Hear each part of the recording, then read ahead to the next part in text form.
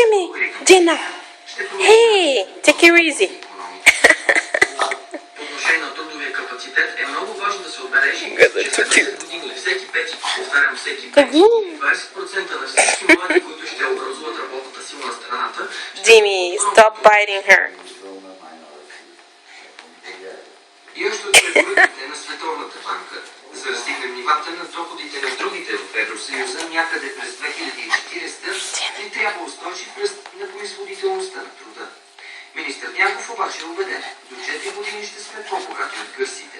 Вече знаем, че в Гърция тази тримесечие е минус 7,3%.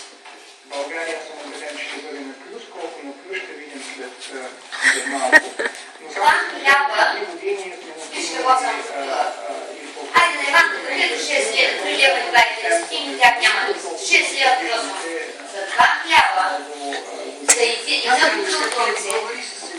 и за 2 пакетчета чай. Не, и един шоколад, който за гълък милиарда. 6 капа по кола. Време сега 10% намаление.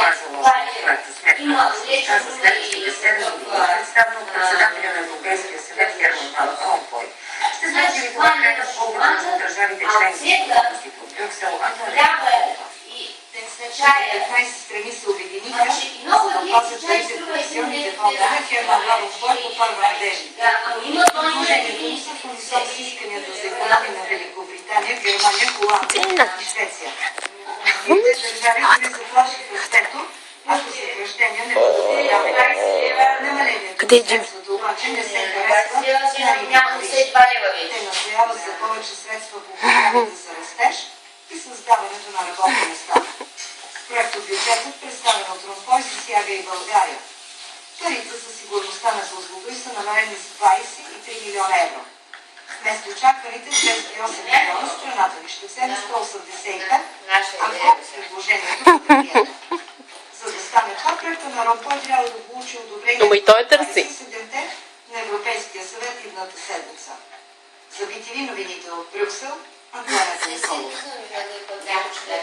Дългогодишният конфликт в Близкия изток ескалира опасно. Вчера Израел ликвидира командира на военното крило на Хамас в ивицата Газа.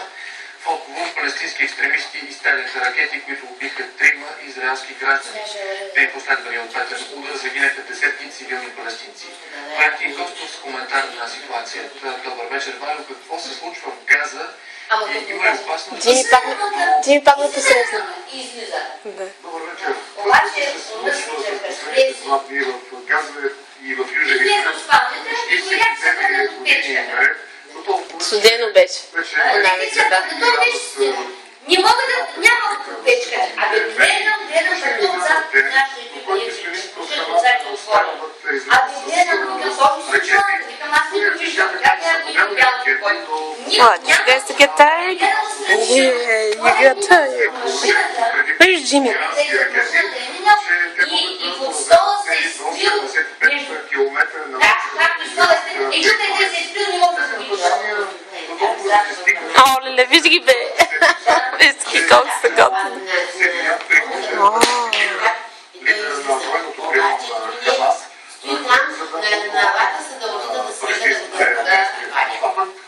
Моя майка вижда как се изпълва от кеф.